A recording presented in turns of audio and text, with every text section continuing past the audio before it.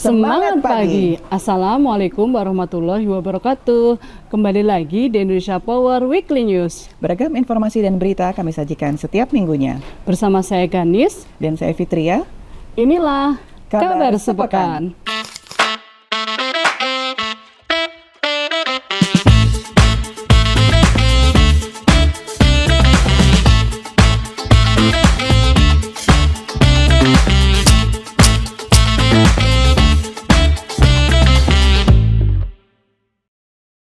Memperingati HUT Republik Indonesia, UPB Jabar 2 Pelabuhan Ratu gelar pertandingan persahabatan sepak bola.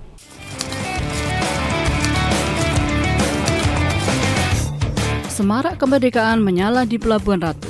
Dalam rangka menyambut Hari Ulang Tahun Republik Indonesia ke-79, sekaligus memperingati Hari Ulang Tahun PLN Indonesia Power ke-29, UPB Pelabuhan Ratu menggelar exhibition match yang berlangsung di lapangan mini soccer Batu Bintang.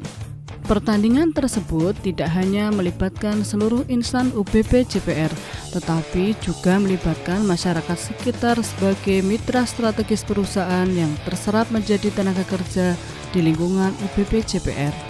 Pertandingan persahabatan ini bukan hanya sekedar ajang olahraga, tetapi juga menjadi momentum untuk semakin solid dan kompak dalam menjalankan tugas melalui semangat kebangsaan.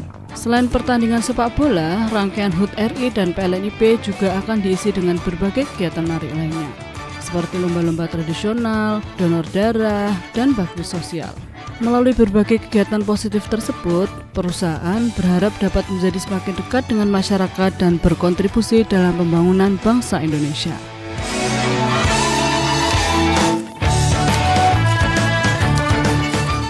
Sepak bolanya di Pelabuhan Ratu, tapi sudahnya sampai studio ya. Betul banget, semaraknya dari Sabang sampai Merauke, walaupun perayaannya berbeda-beda, tapi semangatnya tetap sama. Ya, kawan PLNIP, kalau baru saja Pelabuhan Ratu merayakan HUT Republik Indonesia dengan sepak bola, ada juga yang merayakan dengan bersih-bersih sungai. Membangun Indonesia Lestari, PLN Indonesia Power UBH kolaborasi bersihkan Sungai Ciliwung.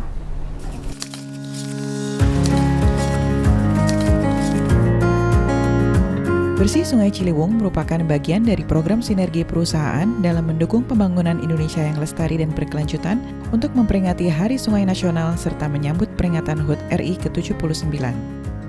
Berkolaborasi dengan pemerintah Kecamatan Tanah Abang, Kelurahan Petamburan, Karang Taruna Pegiat Alam Petamburan, acara ini berhasil menggerakkan 1.000 relawan.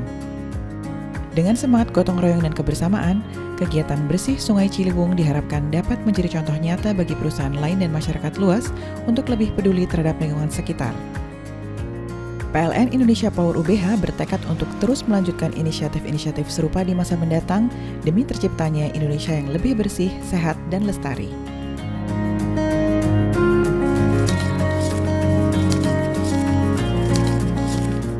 Rawe-rawe lantas, malam-malam putung. Kenapa gitu? Ini Besti, kayak UBH tadi berhasil menggerakkan 1.000 relawannya. Sama halnya dengan youth yang ini, berhasil menggerakkan minat belajar anak-anaknya. PLN Indonesia Power UB Barito luncurkan program CSR Anak Desa Berdaya untuk tingkatkan minat belajar anak-anak di Desa Tiwingan Lama. Program Anak Desa Berdaya yang berkolaborasi dengan Borneo Urban Lab ini dilaksanakan dengan meliputi 4 sesi pelatihan yang difokuskan pada pembelajaran aktif di luar kelas, dengan tujuan membangkitkan antusiasme anak-anak dalam menimba ilmu dengan cara yang berbeda dari biasanya. Pelatihan pertama telah sukses dilaksanakan pada tanggal 4 Agustus 2024 di Balai Desa Tiwingan Lama. Acara ini mendapatkan respon positif dari para peserta dan masyarakat setempat yang sangat mendukung inisiatif ini. Program ini dirancang untuk meningkatkan minat belajar anak-anak di desa tersebut melalui pelatihan pembelajaran di luar kelas yang disusun secara interaktif dan menyenangkan, serta pemberian bantuan paket belajar. Selain pelatihan, PLN Indonesia Power UBP Barito juga memberikan bantuan paket belajar senilai Rp97.550.000 kepada anak-anak di desa tersebut. Paket belajar ini terdiri dari buku-buku, alat tulis, dan perlengkapan belajar lainnya yang diharapkan dapat mendukung proses pembelajaran mereka sehari-hari dalam perjalanan pendidikan mereka, serta memberikan dampak positif yang berkelanjutan bagi masyarakat desa.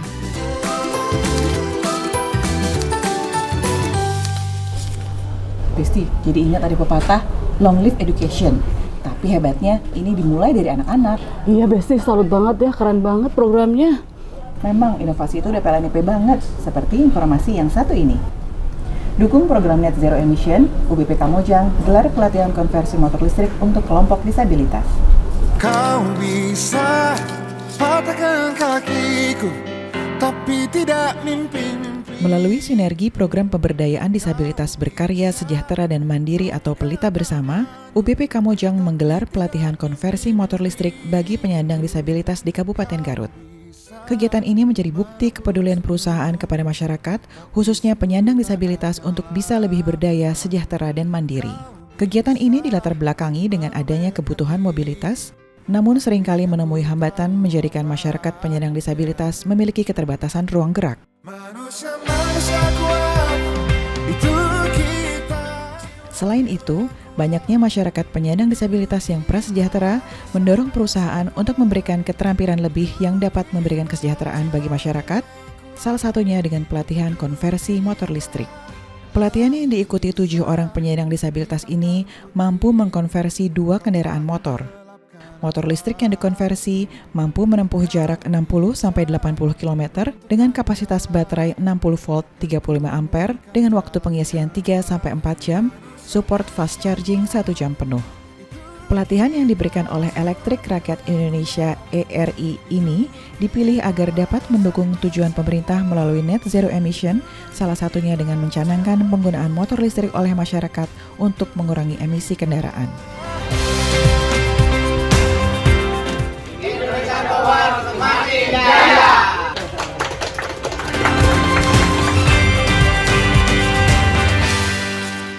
Keren, selamat buat UBP Kamojang dan kelompok Pelita Bersama. Di sini kita bisa lihat keterbatasan tidak menghalangi orang untuk berkarya. Betul banget, Besti, hebat ya. Nah, selanjutnya yang satu ini datang dari Semarang, Jawa Tengah. UBP Semarang resmikan program pemberdayaan Julang Emas, jaga Gunung Ungaran, lestarikan lingkungan bersama masyarakat. Informasi ini kami rangkum dalam liputan khusus Kabar Sepekan on Location. Segmen ini sekaligus untuk menutup perjumpaan kita di Kabar Sepekan. Saya Ganis, Saya Fitria, pamit undur diri. Salam Energy of Things.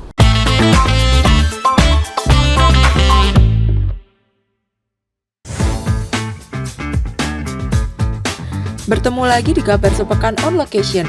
Kali ini kita akan melihat peresmian dari Julang Emas. Apa sih Julang Emas? Yuk kita simak.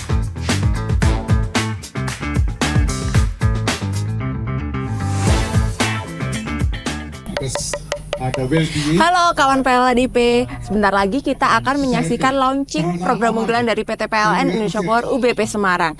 Dari mulai konservasi kopi, konservasi anggrek, dan juga kita akan melihat kopi Endomix. Penasaran? Yuk ikutin! Tahu nggak kawan PLNIP? Julang Emas adalah singkatan dari Jaga Gunung Ungaran, lestarikan lingkungan bersama masyarakat.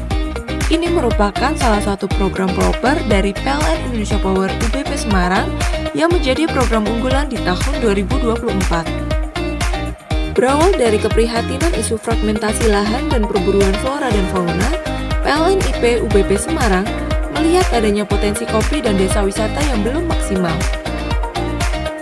Kegiatan konservasi ini tepatnya dilakukan di Desa Ngersrebalong, Kecamatan Limbangan, Kabupaten Kendal. Wah, biji kopinya banyak banget. Cobain ah. Rasanya manis, kayak kamu. Nah, bukan hanya kopi loh kawan PLNIP, Julang Emas juga lakukan konservasi tanaman anggrek dengan melepas liarkan tanaman anggrek endemik sebagai simbol menjaga lingkungan dan kearifan lokal Gunung Ungaran. Ya, ini adalah Oma Anggrek, tempat konservasi bunga anggrek yang ada di kawasan Ngersrebalong.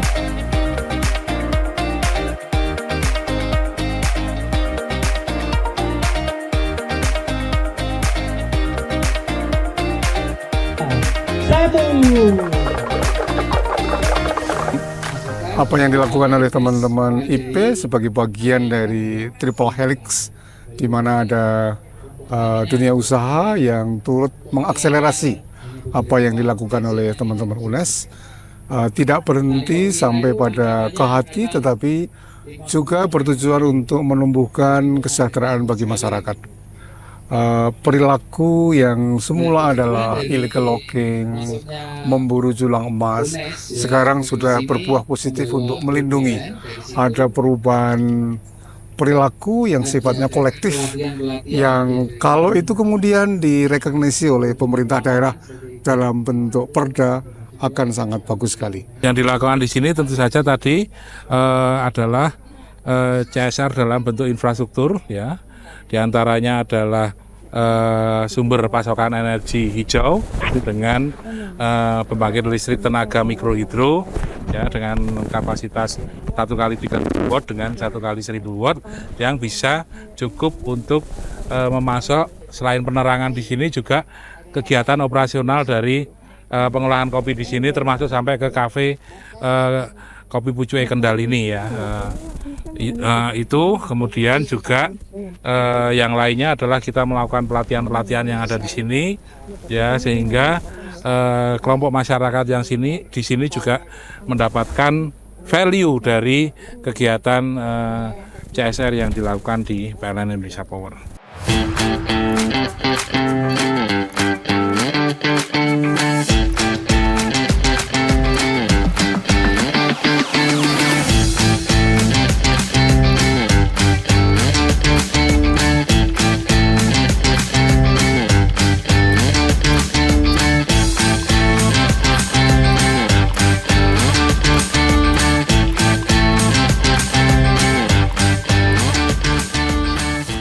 Nah, kawan PLNIP, saat ini saya sudah berada dengan salah satu lokal hero yang ada di kawasan Ngeser Balong. Beliau adalah Pak Lambang, yaitu lokal hero untuk kopi di area Ngeser Balong. Selamat siang Pak Lambang. Siang, Mbak. Oke, Pak Lambang, ini kan tanaman kopi ya, Robusta jenisnya. Robusta, ya. Oke, kok kayaknya beda ya Pak dari tanaman-tanaman kopi yang udah pernah saya lihat di kebun kopi yang lain gitu. Ini bedanya apa Pak ini Pak? Ya, ini kan bedanya kita kan ini dulu disambung pakai tunas air, ya. Oke. Sambungannya tunas air. Jadi untuk perawatannya agak susah kalau pakai tunas air. Bisa dilihat seperti ini. Untuk mengeluarkan cabang-cabang baru itu agak susah. Kalau dia modelnya yang disambung pakai ranting, kemungkinan untuk tumbuh ranting-ranting yang lain itu lebih gampang. Ya. Seperti ini kan calon-calon ranting untuk berbuah tahun depan dibilang tidak ada ini. Makanya tahun ini dia akan berbuah banyak. Tahun depan baru akan keluar ranting-ranting yang baru setelah diadakan pemangkasan. Nah, kelebihannya apa Pak? Kok milih metode itu untuk ditanam di sini? Karena dengan penyambungan itu panennya akan lebih cepat. Dalam artian panen itu dia tumbuh setelah 1 tahun dia akan langsung berbuah. Kalau kita nanam dari awal itu kita membutuhkan waktu antara 3-4 tahun. Jadi kita di sini menggunakan sistem sambungan. Iya. Inisiasinya dari tahun berapa Pak? Mulai ditanam kopi di daerah sini? Kalau kopi sudah dari nenek moyang dari sini, tapi untuk perbaikan-perbaikan dari 2019. 2019. Nah, kebetulan dari PLN Indonesia Power UBP Semarang sendiri sudah gabung di sini itu dari 2019 ya Pak ya? Itu perbedaannya apa Pak? Dari sebelum Indonesia Power gabung sama setelah sekarang Indonesia Power ikut bergabung untuk fasilitasi kegiatan-kegiatan yang ada di sini, tuh perbedaannya apa yang bisa dirasakan? Yang jelas sekarang kesadaran untuk merawat kopi itu lebih besar. Artian merawat kopi itu dari pemangkasan gitu. Karena kopi itu adalah kuncinya di pemangkasan. Kalau dulu kan kopi dibiarkan gitu. Makanya di Gunung Sari itu ada istilah sekarang panen besok nggak panen. Panennya banyak, sekarang besok nggak panen gitu. Nah, dari sini kan dari teman-teman dengan adanya Indonesia Power, dengan adanya pelatihan-pelatihan bagaimana supaya kopi itu menjadi stabil tiap tahunnya. Dan juga diterapkan teknologi-teknologi teknis-teknis yang bagus. Dari teknis pemangkasan, terus kita diberi bantuan untuk pembelian bibit entres yang baik seperti itu. Ya intinya untuk kedepannya kita berharap ini semua kembali lagi untuk masyarakat, jadi lebih bermanfaatnya lebih banyak lagi gitu ya Pak ya, lebih banyak teman-teman yang atau masyarakat yang terbantu dengan adanya program ini. Betul sekali. Baik, itu dia tadi kabar sepekan on location episode 14 pada hari ini. Sampai jumpa di episode selanjutnya.